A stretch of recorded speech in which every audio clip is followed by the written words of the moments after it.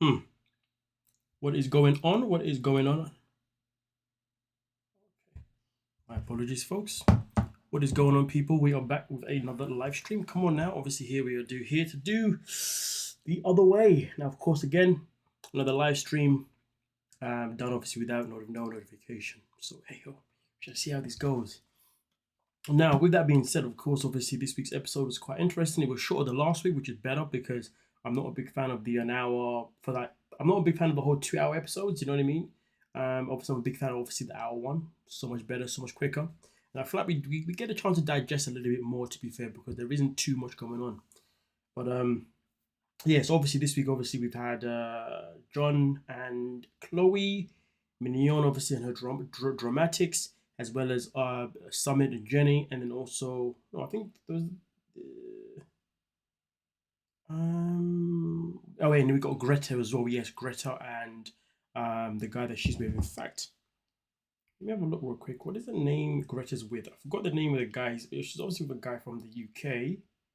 And if we can have a look at Greta and Matthew, that's it. Matthew's is the dude from the UK. Obviously, we're still waiting for her to finally make it to the UK so we can get introduced to Matt, and then obviously we can know if that and know so I can know exactly where he's located in the UK. So I'm quite interested in that. You know what I'm saying?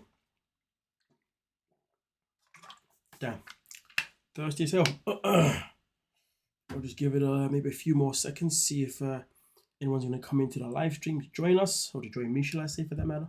And then obviously we'll get the show on the road. But let me just double check that I'm live, because sometimes I think I am, but when I'm not. Just double check that real quick. Yes, I am live. Okay, so that's the good thing. I am live. That is the good thing here. Whoa. Well, okay, cool. Public. Okay, fantastic. Okay, so with that being said, let's get into it. Now, of course, I guess obviously when people come into the live stream, people obviously have to catch up by watching this obviously after this has been uploaded. So obviously I'll start off with Chloe and John. Oh, that's it, Luke and Madeline. That's the other couple that I forgot about for this week's episodes. There we go. So let me get into this couple itself in particular. I'll actually pay for the water bill if we get hot water. It's a lot though. Imagine if it becomes like $100. To be fair, I can understand that there's a lot of people in this world that live off hot water. You know what I mean? Obviously, hot water is everything, especially if you come from a cold country. You know, obviously, you're not used to not hot water. You know what I mean? You're not used to having just cold water. You know what I mean? But to be fair, I do find it rather cool that there are certain places like Aruba, clearly, where people can survive literally on cold water. Because at the end of the day, for them, it's hot all the time. And because it's hot all the time, obviously, I guess for the most part, they always want to have a shower or a bath that's more cooling rather than one that's more warming, shall I say. So I guess they get used to it. Which, to be fair, I feel like I should do an experiment, do some research and find out people that live in countries where they lack hot water, so they live off cold water. I wonder if those people are prone to less injuries, because obviously there's a big science behind obviously the benefits of cold therapy. Of course, the cold water they'd be using isn't going to be like freezing cold, but just curious, to be honest with you. And also, is it something that they obviously become immune to within due time? That's something else I would like to know. Hello, Ashley. Welcome to the stream. Hope you're good, Ashley. Hope you are well. First one here. Hopefully, we'll get some more folks come in, obviously, shortly as well. And hopefully, some of the silent viewers can at least let themselves be known that they're here. You know what I mean? But I hope you're having a good day, Ashley. Now, with that being said, let me crack a like and move on to the next. Oh, carry on the rest of this video. I'll pay the $100. Winter, hey, you need hot water. But here in Aruba, there's never any snow, ever. No winter. The coldest it gets is like 75. This means that Chloe is spoiled. To be fair, man, if the coldest it gets like 75, man, damn, that's like that 75. So hold on a minute. So if it's 75 degrees, that's Fahrenheit, right? 75 degrees. Let me just 75 degrees Fahrenheit to Celsius. Damn. So the coldest it gets there is literally like what it is summertime here. Like, because that's basically 23.8 degrees, which I'm gonna round up to 24. That's basically 20 degrees Celsius in the UK.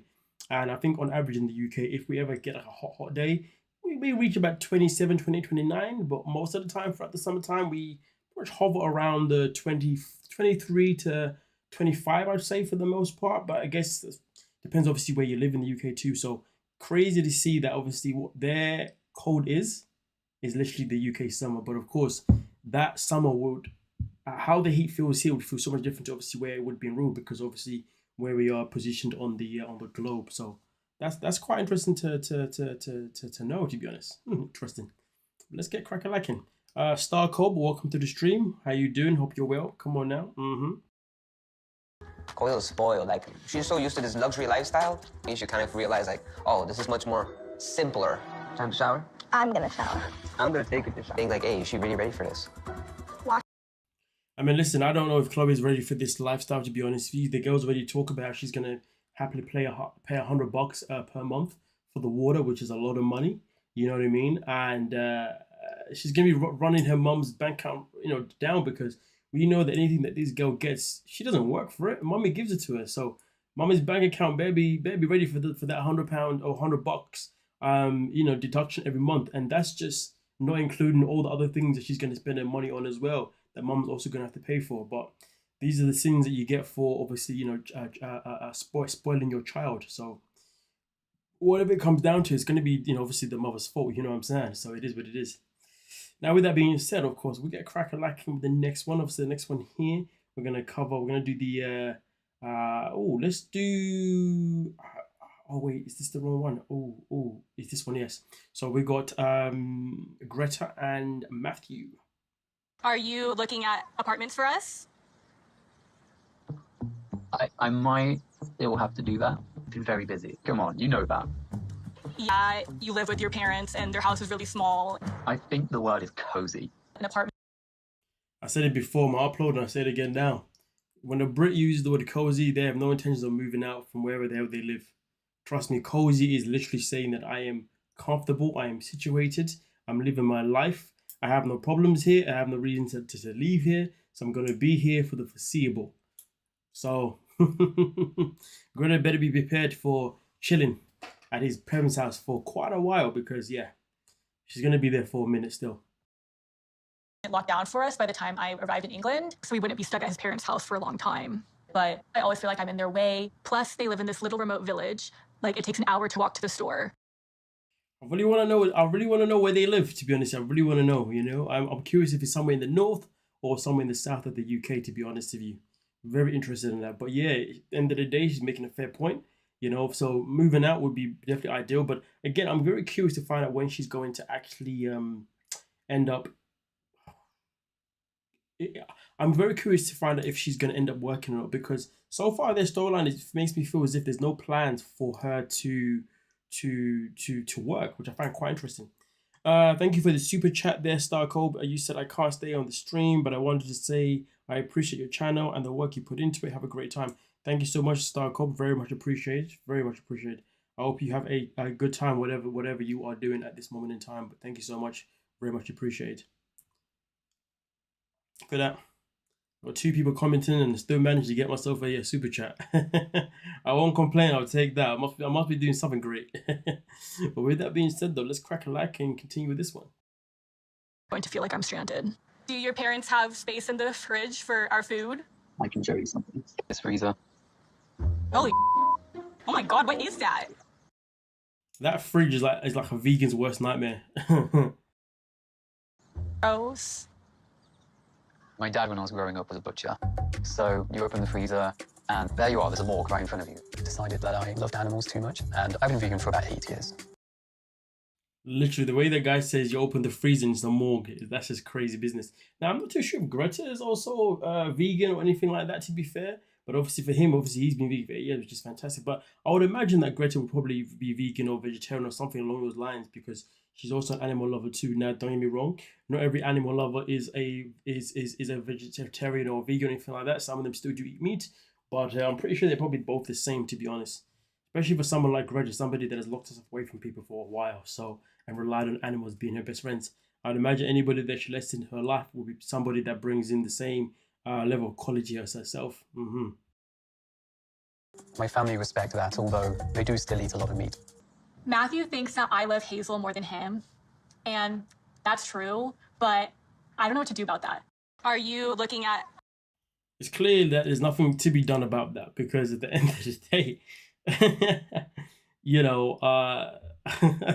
at the end of the day, she's moving a whole other country for him. So it's clear that obviously her priorities are obviously with him, and whatever love she has for the cat isn't that deep. It's just that simple. You know what I mean? So I don't know why it's even a conversation, to be honest with you. But hey, it is what it is. So now we're gonna move on to Madeline and Luke. So let's get crack-a-lacking and see exactly what's happening with those two in this week. And yeah. And because of that, I'm sitting in a position where I feel stressed out financially because I may not be able to provide the lifestyle that Madeline has grown accustomed to. That she'll leave me if all my investments go. The reason I want. Honestly, I don't see the point of anyone ever being in a relationship where they feel like somebody will leave them if they lost their money. If you generally feel that, then why are you still here? Like, it's a deal breaker, you know what I mean? But the guy's delusional. He has no backbone. He's a little B-I-C-T-H. Because anyone in their right mind wouldn't stay with somebody who they feel is only with them for their money. Well, I say that to be fair, but then there's plenty of men out there who are rich as hell and they literally will find, you know, the most drop-dead gorgeous woman in the world because they know they can, because they can afford it. So to be fair, there is that part itself in particular. So I guess they are aware that they are basically paying for someone to marry them in a nutshell, which is just so wrong. There's so many levels. But of course, this isn't that type of situation. So Luke isn't exactly, do you know what I mean? So the fact that he's allowed himself to be in this position, knowing the fact that his money isn't even secure, is just crazy business. But whether it was secure or not, it's still crazy business because he's aware of it. Everything in my name is because if it doesn't work out, then I have something to fall back on. I'm leaving a really good job. I'm leaving my life with my family. Everything. All her other friends, boyfriends, have infidelity issues. It's crazy how Madeline can allow behavior from her friends' partners to also determine how she's going to treat her partner.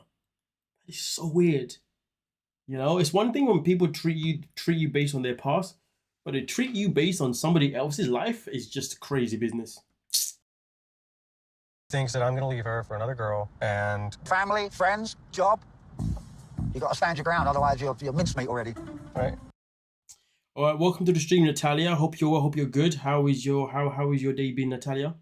You know, what's popping?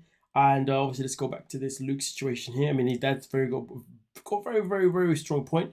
You know, I would say Luke already is mince at this point. To be honest with you, just to quote his dad, you know, he's already mince. The guy's taking no action. He's living the same storyline he was living in Love and Paradise.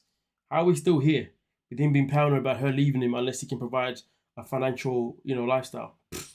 But at the same time, he's the one that spoiled her rotten, and he's the one that's probably given her that kind of energy per se.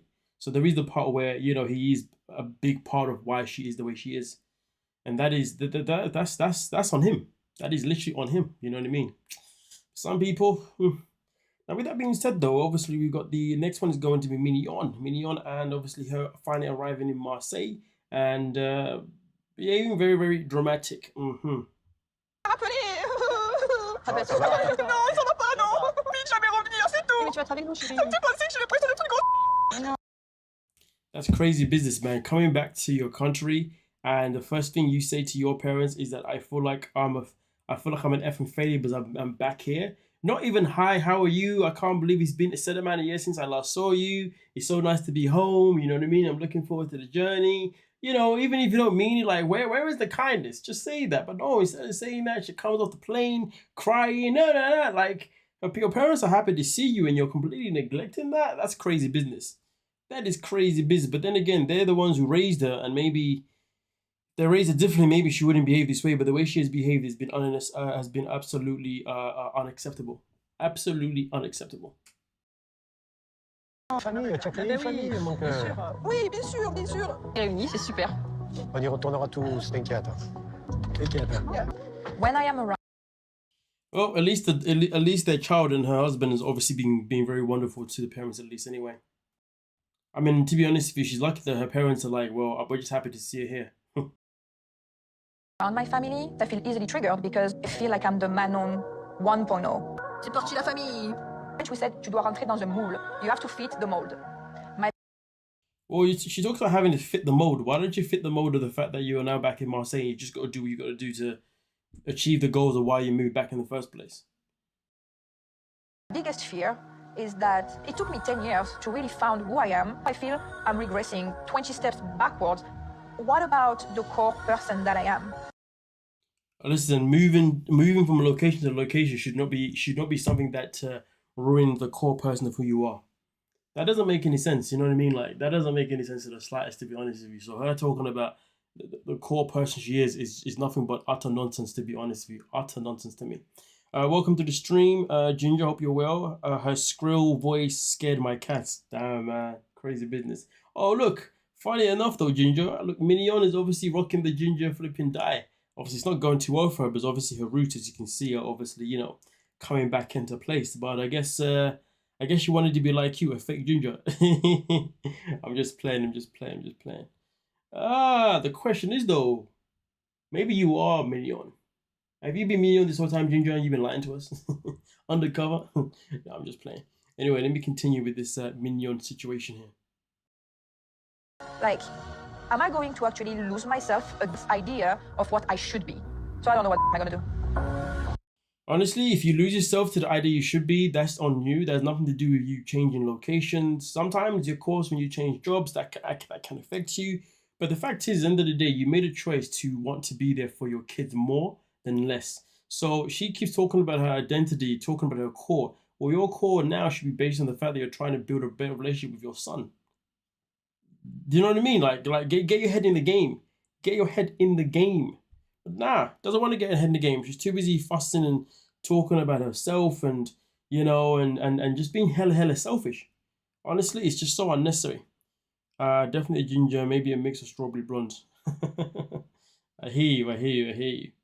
Alright, cool. So now we're gonna get into the next one, which is the last one to be fair for this live stream, and that is going to be Jenny and Sumit. So let's get into the madness that went down with these two funky folks. Has opened so many different businesses. None of them work. He gives up on them. All of a sudden, Rohit decides, oh, I'm gonna shut this business down. Left Sumit out of a job, and now we can't afford our apartment. It's crazy how Jenny really believes the reason why Sumit doesn't have a job is because of his friend. She doesn't actually ever said to think that maybe Sumit doesn't have a job because of Sumit. Like, yo, Jenny, look at it this way. Sumit has literally set you up to have a restaurant or whatever, the cafe, and it's too small. It tells you that clearly this guy doesn't know how to, organize himself. Sumit's even talked about how he's even been the black sheep of the family, and his reference was basically saying that he's been the failure of the family, but that is here or there. When me and Sumit started the business, it was running good. Then I asked him to run the business on his own. And then after 1 or 2 months, I don't know what happened, he started losing the grip. He only used to open restaurant for 2-3 hours. I say, Jenny won't. That's nasty business. Open up a restaurant only for 2 to 3 hours is just nasty business. Absolutely nasty business. Allow me, Jenny is not allowing me. We started losing money. But you know what? The friend should really ask Jenny right now. She said to her, listen, so basically this is the situation. Somebody told me that you wouldn't allow him to open the business. Is this true or not? This is what I'm saying. Like the truth needs to be revealed here. You know what I mean? Because that's quite interesting anyway. Because at the end of the day, I feel like I'm more inclined to believe the friend than I am to believe Sumit. So I feel like Sumit is a liar though. You know what I mean? He's been lying since the first time we saw him on screen. This guy completely catfished himself. Like, come on now. Literally, Jenny turned up to India and the guy was already married or some dumb shit. Like, come on now. It's a whole calamity when it comes to Sumit. Exactly. Come on now, Ginger. Because I'm selling it off. It's better you should give it to me. Are you thinking that you will get it for free right now? That's why I thought, like, I worked for you for so long, now you're going to give me something not for free. Like, I'm not asking you for free. I'm asking you on credit. It's not possible. I will not give on credit. Why are you not going to give? I don't know whether you will run the business good or not. That's why he don't want to, like, see me successful. I don't blame the friend. End of the day, if you're going to give something to someone or loan something or do a partnership or whatever it is, you want to make sure that person can prove their worth first. You know what I mean? Especially if you worked that person before and you know that they've let you down. So I don't blame the friend in any shape or form. In the same business where he is losing, he will try his best to make things work out for me. But I think jealousy is not letting him do that. I think accountability isn't allowing you to recognize that you screwed your friend over in the past. 5,000. A deal for 40,000. You don't want to help me? I am helping you right now. Why I called you here then? I'll give you money back. Let's make a deal for 35 as you are starting new business. I will not put pressure on you. 35,000 and first month is free. Okay. From second. Well, I really hope Sumit can obviously, do the job that's needed right now because You know, he's obviously setting up a business that's meant to feed everyone, literally everyone, and everyone is supposed to work. Everybody's supposed to get a profit. But right now, if you ask me personally, I don't think it's gonna be happening because Summit is nothing but a walking L.